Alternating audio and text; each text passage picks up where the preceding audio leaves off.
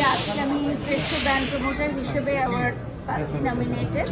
আজকে আসলে আমার আসার কথা ছিল না সত্যিকার অর্থে। আজকে আমি ভেবেছিলাম অ্যাওয়ার্ডটা আমি পরে কালেক্ট করে নিব, যেহেতু গত দিনে আমার মেয়ের জন্মদিন ছিল আপনারা দেখেছেন, এবং আমাদের বাংলাদেশের ওয়েদারটাও প্রচণ্ড খারাপ ছিল। তো সেই জায়গা থেকে আমি ভেবেছিলাম যে আজকে হয়তো আমি অ্যাটেন্ড করতে পারবো না, আমি ঢাকার বাইরে ছিলাম।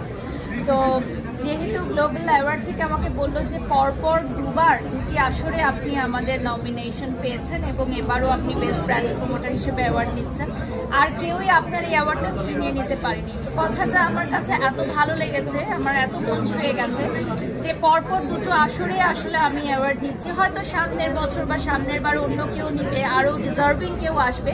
তো এই কথাটা শুনে আমার এত ভালো লেগেছে যে আমি ঢাকার বাইরে থেকে আজকে এসেছি দুপুরেই, তারপর জাস্ট রেডি হয়ে চলে এসেছি। আজকে জাস্ট একটা সিম্পলি এসেছি আর কি, অত বেশি রেডি হইনি।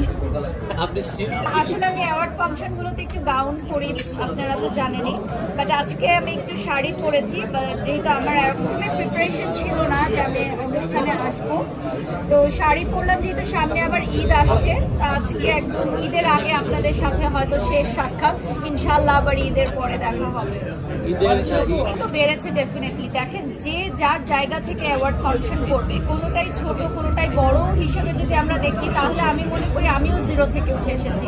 আপনি যিনি প্রশ্নটি করেছেন, আপনিও নিশ্চয়ই জিরো থেকে স্টার্ট করেছিলেন আপনার সাংবাদিকতা। তো সবাই না ছোট থেকেই বড় হয়। তো আমি অমুক অ্যাওয়ার্ড শোতে যাব, তমুক শোতে যাব না। প্রত্যেকটা অর্গানাইজারই কিন্তু চায় যে আমার প্রোগ্রামটি আলোকিত হোক, আমার প্রোগ্রামেও বিশেষ অতিথিরা আসুক, সেলিব্রিটিসরা আসুক, তারকারা আসুক। তো সেই জায়গা থেকে আমি সবসময় অ্যাটেন্ড করার চেষ্টা করি। আমি মনে করি যে যেখানেই আমি যাব সেই জায়গাটাই আমি আলোকিত করতে পারবো, এটুকু বিশ্বাস আমার প্রতি আমার আছে।